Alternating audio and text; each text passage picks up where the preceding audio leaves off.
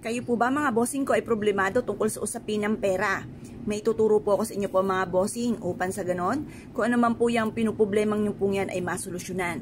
Isusulat lang po natin dito ang lucky number natin mga bossing. Lahat po ito ay swerte po ito, panungkit po ito ng swerte mga bossing. Ito po mga bossing ko ay number 7. Tatlong number 7 mga bossing ko ang inyo pong isusulat ngayong umagang ito or kung kailan nyo ito mapapanood mga bossing. Ito po mga bossing ko, basta sa umaga nyo ito gagawin ng mga 6:30 or kaya po ay alas 7. Tapos mula sa inyo pong puso, i-claim nyo na magkakaroon tayo ng maraming pera. Panungkit ito ng swerte mga bossing. Ngayon isulat kung magkano amount na matagal nyo ng pinapangarap. Halimbawa po mga bossing ko, ang matagal ko ng pinapangarap ay 5 million. Ayan. Walang masamang mangarap mga bossing. Yan, positive lang magkakaroon tayo ng ganito bukod sa ating sipag at tiyaga. Tapos, sabihin nyo rin po dito, lagyan natin ng star ng pentacles. Sabihin nyo rin po dito, pentacles uli, na malaking bahay. Magkakaroon ako ng malaking bahay. Malaking bahay. Tapos, i-wish nyo rin po dito na magkakaroon ako ng negosyo, magkakaroon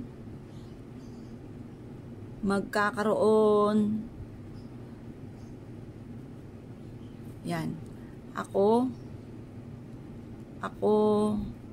ng negosyo yan, wala kasi umahawak ng papel ko na yan, na dito na ako yayaman.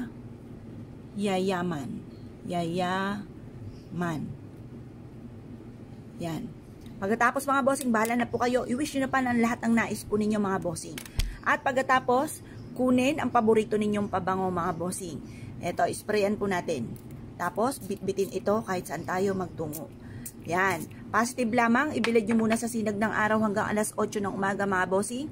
Makakatulong po ito upang sa ganon, masungkit po natin ang swerte. Panungkit po yan, yung ating 7-7. Ang tatlo, ibig sabihin yan, labis-labis na blessing, katuparan sa mga pangarap, at ito yung mga pangarap natin.